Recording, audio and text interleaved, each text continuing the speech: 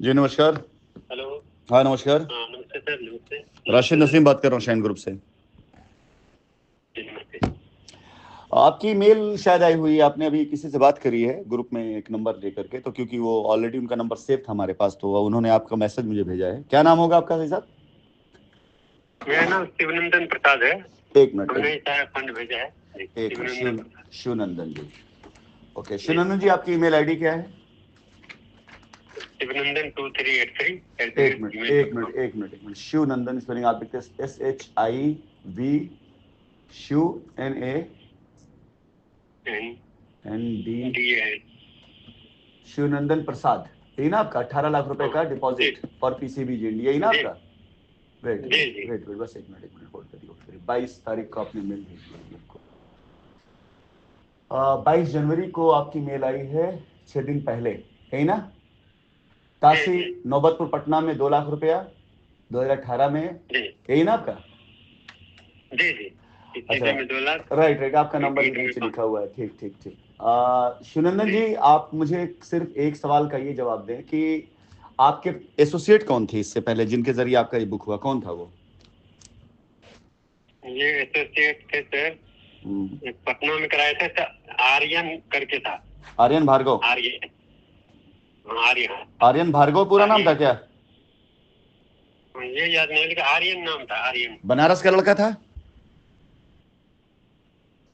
लखनऊ लखनऊ बता रहा था। वो लोग तो जुटे तभी तो छोटी इतना। छोटी हाइट का था लड़का, करीब उम्र 25-27 साल की रही होगी, थोड़ा सांवला कलर होगा। हाँ, कम एज था, हम लोग उससे मिले भी नहीं है, लेकिन समझ ऑनलाइन ही बात हो गया तो समझ हो गया गया। समझ समझ। अच्छा, जी। आपको रिट में कौन ले गया था?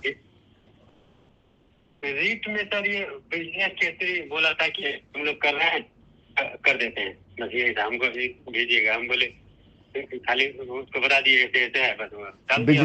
बिजनेस केसरी के पास आपका नंबर कैसे गया? उसमें ग्रुप में चल रहा था ना सर, वही कॉल कॉल बैक उधर से आया, फिर हम उठाए नहीं, फिर कॉल किए, बोले हमारा भी है, तो बस आप पोजीशन बता दिए। अच्छा, मैं जितनी चीज पूछूंगा उसका शिवनंदन जी सही जवाब दीजिएगा। कारण क्या है ना कि मैं नहीं चाहता हूँ कि आप किसी तरह गलतफहमी के शिकार हों। आपको पता होना चाहिए कि आपका केस अगर सॉर्ट होगा तो होगा, नहीं होगा तो नहीं होगा। सीधी सी बात है, 2 लाइन की बात है इसमें। वापस मेरी फोन कॉल गई है तो इसका मतलब है कि मैं इंटरेस्टेड हूँ कि आपका काम हो। आप मेरे कस्टमर पहले हैं, रिट वाले या FIR वाले या किसी और के एसोसिएट के क्लाइंट बाद में, पहले कंपनी कस्टमर हैं। अगर मैं आपको फोन कर रहा हूं तो उसके पीछे पर्पस सिर्फ इतना है, मैं अपने कस्टमर की सच्चाई जानना चाहता हूं। तो जो पूछूंगा उसको अक्षर सा सच बताइएगा, बिल्कुल कहीं कोई शंका किए बगैर। पहले ये मानिएगा कि आपकी लायबिलिटी उतारने में अगर कोई आपका सहयोग कर सकता है तो सिर्फ मैं कर सकता हूं, और कोई रोक सकता है तो सिर्फ मैं रोक सकता हूं। ये आपके जवाब पर और आपकी बातचीत पर ही निर्धारित करेगा कि मैं आपकी लायबिलिटी उतारने दूंगा या रोकूंगा। क्योंकि उतारना मुझे अपनी पॉकेट से है। जो लोग रिटो में गए हैं वो लोग 10-15 साल भूल जाएं कि उन्हें कुछ मिलने मिलाने वाला है, वो मुकदमा बहुत लंबा जाने वाला है। ठीक है, तो अब जैसे आपने कल्पना भी ना की होगी, 2019 में आपने ब्रिजेश केसरी को अपना पेपर वगैरह दिया होगा, सब कुछ देने के बाद आपको लगा होगा कुछ दिन में हो जाएगा काम, लेकिन आज 6 साल बीत गए और बंदा फोन भी नहीं उठा रहा है आप लोगों का।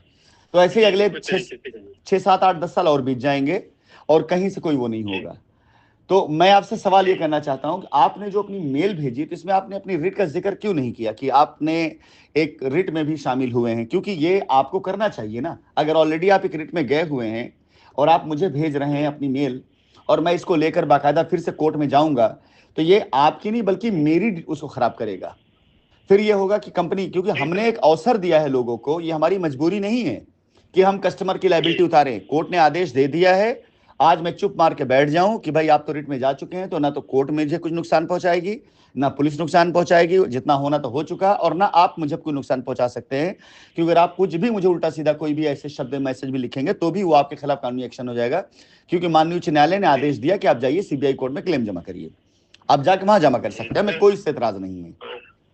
दरअसल इसके बारे में ये कहेंगे सर कि हम लीगल वर्ड आ रहा था, तो हम सोचे FIR में जो गए हैं ना सिर्फ वो लीगल वाले हुए, और दूसरा इन्फॉर्मेशन में ये था कि इसका खारिज हो गया है।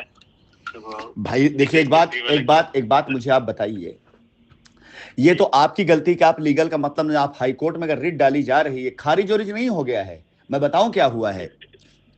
दलाली का धंधा था, आप लोगों से पहला पैसा ले लिया गया। अब जब रिट डाली जाती है तो वकील खड़ा किया था रिट को आगे पैरवी करने के लिए। तो जब पैसा देंगे तो वकील खड़ा होगा, तो इन कमबख्तों ने कोई वकील किया ही नहीं। और ये सब के सब करोड़ 2 करोड़ पे आप जैसे लोगों से वसूल करके बैठ करके आराम से मस्ती से वो कर रहे हैं, अपना मौज कर रहे हैं, और आप लोग परेशान हो रहे हैं। जी आज 6 साल बाद बिजनेस केसरी आपसे नहीं बात कर रहा, मैं बात कर रहा हूं। और किसी भी कस्टमर से बात राशिद नसीम ही करेंगे, कोई दलाल कोई बिचौलिया नहीं बात करेगा। ना आर्यन भार्गव आपसे बात करेगा, ना बिजनेस केसरी आपसे बात करेंगे, कोई नहीं बात करेगा आपसे। जी 18 लाख रुपए आपकी जीवन की जमा पूंजी, उसे सुरक्षित कोई कर सकता है तो मैं ही कर सकता हूं। एक में से ये तो 2 लाख वाले में और गीत गैलरी में 5 लाख, तो इसमें जो है इसमें आर्यन भार्गव था, और एक में सरल श्रीवास्तव था, उसका तो फोन ही बंद है, वो वहीं का था, लखनऊ का ही। भाई देखो, वो सब काम करने के लिए आए थे, उन्होंने कभी जीवन में सोचा भी नहीं होगा कि उनके ऊपर कोई लीगल एक्शन वगैरह हो सकता है। अब जिस आदमी का जितना मादा होता है वो आदमी उतनी चीजों को सहता है, झेलता है। हर आदमी इतने मजबूत मादे का नहीं होता ना कि हाँ जीवन में जो होगा देखा जाएगा, चलो सच्चाई का साथ दें। हर आदमी चाहता है कि सरदार भगत सिंह फिर से पैदा हो, लेकिन मेरे घर में ना पैदा हो, पड़ोसी घर पैदा हो, चलेगा। तो अब सीधी सी बात है जो हो गया। अब मुझे आप ये बताएं कि उस रिट की कॉपी है आपके पास में जिसमें आप गए हुए थे? रिट नंबर है आपके पास में?